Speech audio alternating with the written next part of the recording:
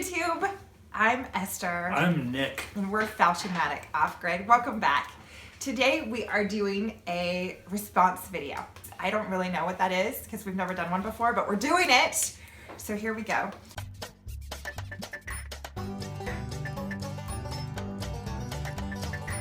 Here's how it happened. I received an email from one of our subscribers, and side note, if you ever really want to reach me, that's the way to go.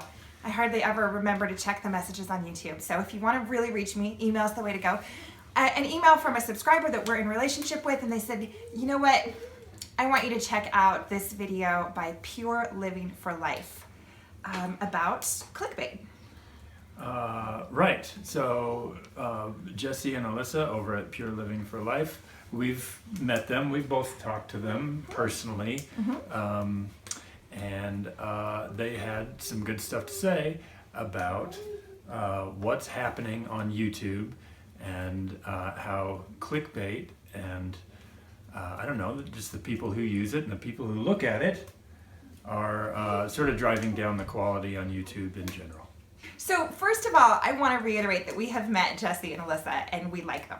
Yeah, they're great. And also, we aren't the same as Jesse and Alyssa. And that's why we wanted to do a response video, because although I think we have a lot of the same perceptions as far as what clickbait is and how it works and how it affects things, it's affecting our channel differently because we're different people and we have different priorities. So we wanted to just chat a little bit about that and try to also be really transparent about who we are on YouTube and what we're trying to do. I thought this is a great opportunity for us to explain some of the inconsistencies or differences in our video making patterns over the last couple months, and why I've started a new channel and why so much of my energy is over on a new channel, and just kind of where we're at with everything. But before we do that, let's kind of recap what Jesse and Alyssa said for anybody who didn't see that video. Okay. Can you do that? Not very well. All right. Well, so a lot of what they're saying is that that YouTube sort of favors clickbait in the way that they promote videos, and the long and the short of it is, it's because it works, because people click on it and because people watch it. So I think their argument is that that's a bad thing for YouTube in general, because it basically it's creators and viewers working together in a race to the bottom as far as quality goes. Right. So the creators that use it to draw in the clicks and the viewers that click on it. The sad thing is that I guess throughout history, this is my own commentary, this is no longer the summation of their point, but throughout history, it sort of seems like that the lowest form of entertainment is what gets numbers, is what's most entertaining to the most people. Right, back to the Colosseum. I mean, this is not something that YouTube invented. Absolutely, right. The Romans destroyed the Greeks with their poetry and their tragedy, and replaced it with people fighting, people getting torn apart by animals. So that's the origin story of clickbait, I think. But I would agree with what they're saying, is that the structure of YouTube sort of favors the most clickable, kind of out there thing. And what's really cool about their video, and why you should still go and watch it, is because it does, if this matters to you, they do walk you through how to change some of your settings and preferences so you do get notified more directly when a channel that you've subscribed to puts something out there, so that it finds its way to you without a real crappy title. One thing that Jesse and Alyssa said that I want to quote and reiterate is that YouTube is not a person, it's an algorithm. So there are a set of criteria, numbers, that are kind of working together to determine which videos show up in your sidebar. And I've experienced this. So just anybody who hasn't caught on to this, a lot of people come to this channel to see this guy and his cool projects, but this channel wouldn't exist without this person and her camera. So right, if it were up to me, a camera would never make an appearance in a project. And notice how I word that, is that the project is the project. That comes first for me. And I guess in a lot of ways, well, in all ways, homestead first. That is absolutely my my guide. That's why I'm here. Here in the house, on the property. I'm not saying here as in your living room or on your device. I'm here to make this homestead work and make this life work. It's priority one for me and for my family, and to feel like I've done something. So basically, he's integrity of steel man. I mean, it's completely possible that I would at some point make a decision to put a video up based on it being clickable or something that other people want to watch. He makes that virtually impossible for me. Yeah, right. I can't. Right. I can't do it. Well, because honestly, the projects that we're doing here, I mean, they're interesting. They're not as interesting as she makes them, quite honestly. We're going to get some disagreement there. I'm not doing it. What I mean is some of it's in the presentation, right? And so the title is part of that presentation, and so and the timeline of any of these projects is not that interesting. If you showed up at our door and you looked at how we do any given thing, you would probably get bored because it's not condensed into a nice 15-minute, started the project here and ended it there with music and a climax and a shot of cute kids. You're gonna That's get my formula, right? Right. You're gonna get the actual timeline, and it's slow, and it's hard, and it's and there's places where we stumble all the way through. So I guess my point is that if we showed you just raw everything that we actually did, it wouldn't draw you in. So I guess are we part of the problem in that we're making it also attractive? Well, here's the way I think of it, is that there's always these different things in play. In any video that anybody ever makes, there's a source of motivation. There's your reason for making the video. There's your ability to make a great video. There's your skill. And then there's how the audience responds. And so there's those three different things that are in play for anybody at any time. But they have different levels of importance, right? So our channel, Fauci-matic Off-Grid, happens to be a channel where how the audience responds has very little influence over the motivation for making the videos. And that's a cool thing because it makes us pretty authentic. It means that we are generating stuff that's really from the heart and has to do with our value system and our sense of calling as people and homesteaders. The disadvantage, though, to that for us and for you is that there isn't particular consistency. And you don't always know what our motivation is for doing different things.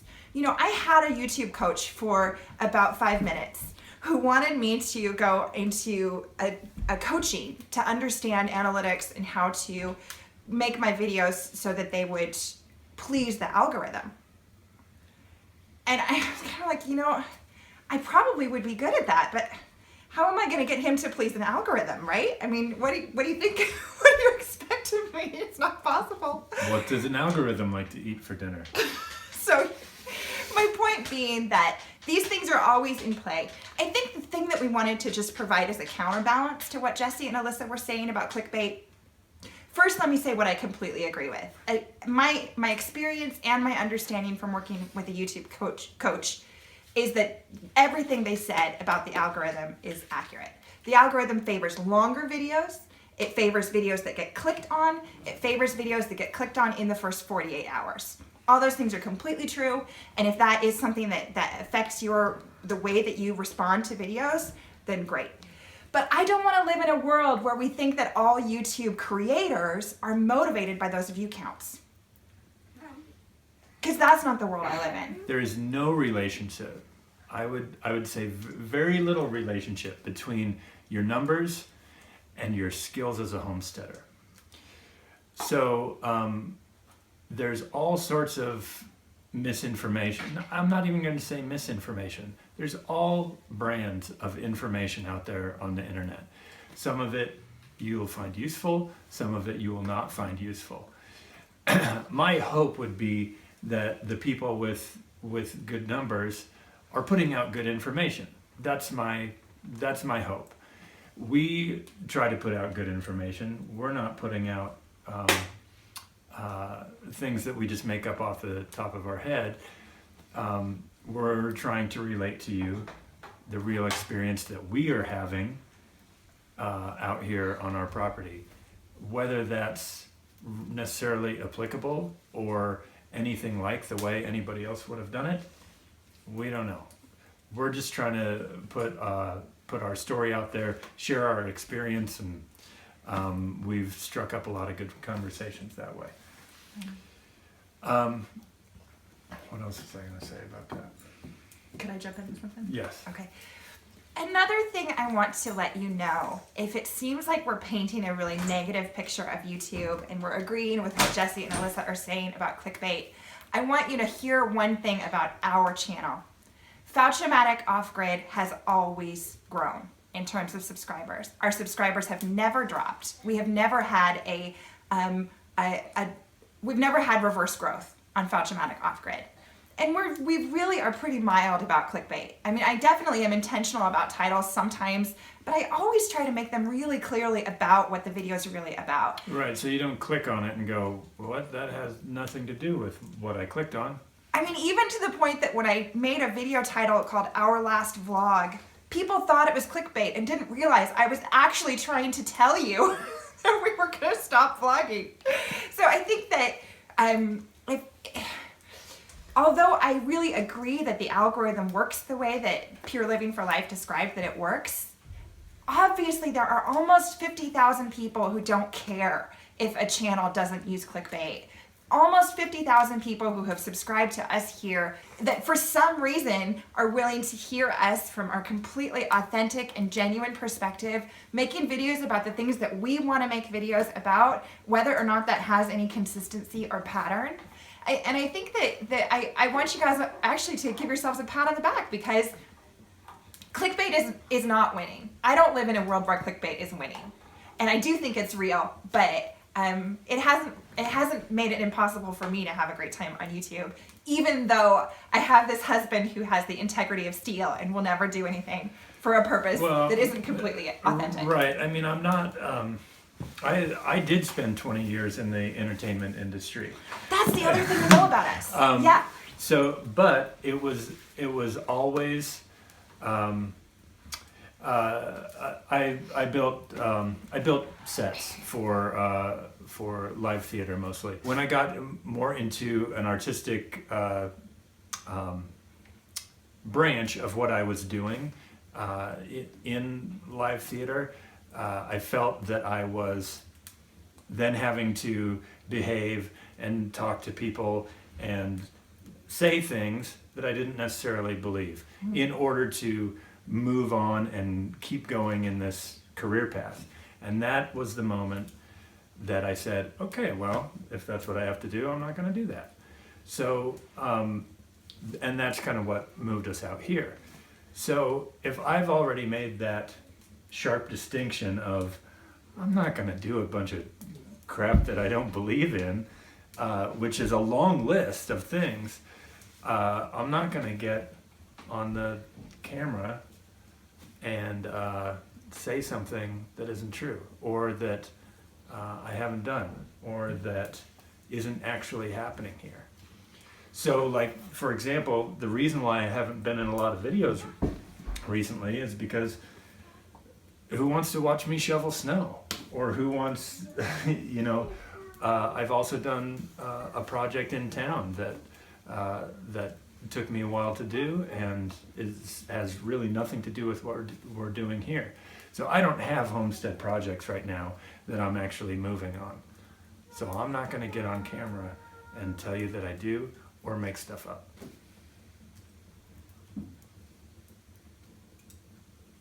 I don't know. Oh, so here's another thing to understand about us as a couple and as homesteaders.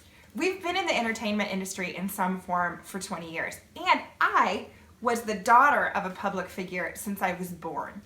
So we have a lot of kind of awareness and also, say, sensitivities about what can be the drawbacks to living a public life. We're very aware of privacy issues. And I'm bringing that up because that's another reason why it's kind of unpredictable when we have a lot of videos and when we don't have a lot of videos, because sometimes there will be something going on that we really don't think we want to make a public discussion point. And I can tell you now that over the last few weeks, we've been having a conversation as a family about our oldest son and his schooling. And that has come to a conclusion, and he's going to be ready to make an announcement about that for you. But we really didn't want we didn't want that to be a group decision with our subscribers on YouTube. And we have that kind of sensitivity about what that is to live a public life. And so we just shut it down. And it's not because we don't like you, but I've had it, people have said to me that we really need to be showing the bad side as well as the good side of homesteading. And I don't entirely agree with that. We do not show up here to talk to you unless we have something that we think is going to be of value to you. Right. I mean, we're going to speak to you honestly about the difficulties that we have, but they're probably not going to show up on camera because it's just not reality TV. You know, when one of our kids is throwing a fit, my first instinct is not to grab the camera. It's to try and help that kid. So so I would agree that it is important for people who are sort of contemplating whether or not they do any version of what we're doing. They should know that it's not, it's not all, sunshine and rainbows. Well, right? Sure, yeah. But we're also not going to be your reality TV. That's just not what we're here to do. Yeah, and when the snow got really heavy, there actually was a moment when I almost did. Nick was having to shovel out the cleanouts. How do we describe this? So when you plow snow rather than blowing it, it has to go somewhere. And we live on a little narrow mountain road. There's a mountain on one side and there's a drop off on the other. And I'm plowing with a four-wheeler. So I'm trying to push everything from the mountainside off of the edge. But with a four-wheeler, the blade doesn't stick out at all. So, is this the explanation you wanted? Yeah, this is it. So it piles up on the side of the road and doesn't quite fall over the mountain. So after many iterations of that, it gets narrower and narrower. And so what I do is I blast out a part of that wall and I push it off of the side. You know, every, 50, 80 feet down the road, I have a clean out, all right? And so the only way to get those to actually stay clean is with some shoveling, or by going dangerously close to over the side of the mountain in the four-wheeler. Okay, so She thought this was interesting. well, I did, right? Okay, so look at this clickbait algorithm, right? If I post a video about the snowpocalypse, which I kind of ended up doing, but I use that word in a title. If I post a video about the snowpocalypse and we talk about kind of the drama of what it's like to survive with 3/10 of a mile that we have to keep clear or we can't get out to go to the grocery store. I'm a good storyteller. I could have pumped this way up, and I was definitely tempted to, because I had been doing a lot of storytelling about our family, and so I was like, okay, so I'm gonna produce something that's gonna be really exciting to watch. And it could have been. Except he wanted me to pick up a shovel and not a camera. Can you blame him? Then you look about what this dynamic does to our family and our sense of authenticity. And all these things are always in play. And as a creator, each person who's a creator or as a viewer, you have to set your own position on that spectrum. You have to say, okay, this is where my line is. My line is, I'm gonna pick up the shovel, I'm gonna set down the camera, I'm not gonna video this because it is kind of dramatic and because that's gonna have consequences for everybody's feelings involved. And what I'm really here for is to have a happy, healthy life where our lifestyle change and our consciousness development are one foot walking together to be the happiest, healthiest, most compassionate people that we can be. And that's where our line ended up. Absolutely. And we're happy that, overall, we're happy that we're able to share what we're able to share with viewers. And it has been a good thing for us. Is it sustainable for forever? No, not at all. We're not always going to have something really awesome to watch. There's just not going to be projects every day or week of our lives until we die. I don't know, Nick. There might be. I bet you. I think you keep the projects going. Yeah. But I just, it's just not going to be forever and ever. Well, right. And so I think what I would like to conclude by saying is that although I think that we completely agree with Jesse and Alyssa in terms of what the clickbait formula is, what that algorithm is, how you as creators and subscribers can respond to that, I don't see YouTube as a snake pit in any way. I think that you can make choices as an individual to protect your soul and protect your integrity, and that it's okay to do that because our channel still grows. And maybe we're not like the biggest channel in the world, but maybe we don't want to be. It is possible to have a kind of success that has integrity, and that's really what we're all about. Absolutely. And I would say for anybody who watches us and is moderately moved to go and try homesteading or just make a move to have a more intentional life, there are millions of other cottage industries other than YouTube that you could do on your homestead to have on-property revenue. This is not the only way, and the revenue from it is not, for the hours put in, it just doesn't, it's not exactly a home industry. But there are things you can do to have a real legit home industry, to have income from your property. You don't have to put your life or your projects on display on YouTube.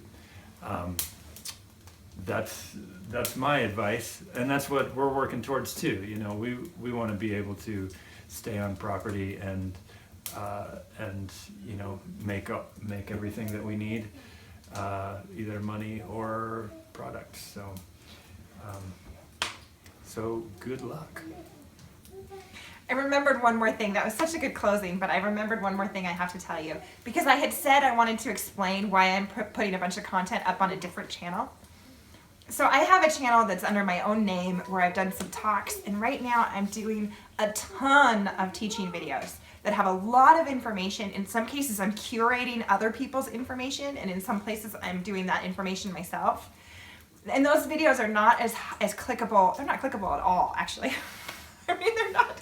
But I want you to know that I'm doing that. You won't believe the way that bread rises. That's right. 2 inches of rising in 2 hours.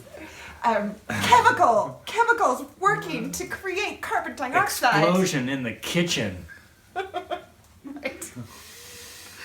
So anyway, there's a bunch of teaching stuff going on my other channel. I haven't put a lot of energy into promoting it for a couple of reasons. One, what I'm doing over there is creating a library of information and skills, which is, it exists for its own reasons, and it's a teaching thing, it's a relationship thing.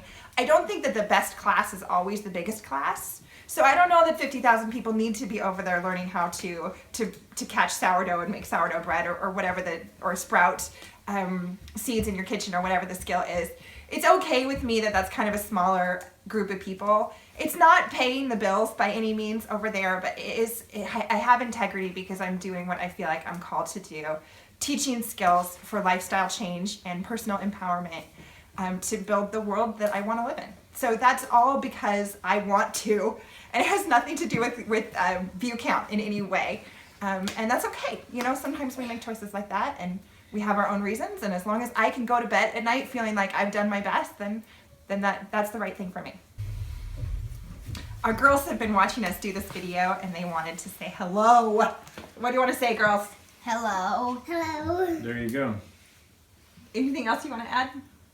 That I want to add?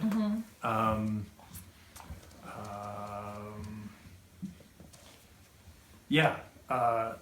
So if you're gonna homestead, if you're and you're a YouTube creator, or if you're not a YouTube creator, here's my new slogan: homestead like nobody's watching. So that's what I'm trying to do. It's homestead first around here, and then you get to see it second. But that doesn't mean we don't like you. It just means that we want to be honest and we want to be our best selves. And when we do show up to hang out with you, we want it to be the best content that we have to offer.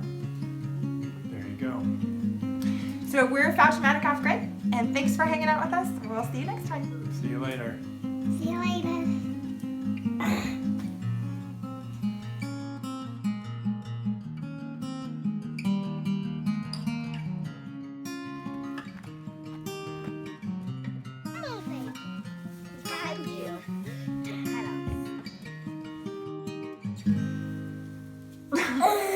Fauchmatic.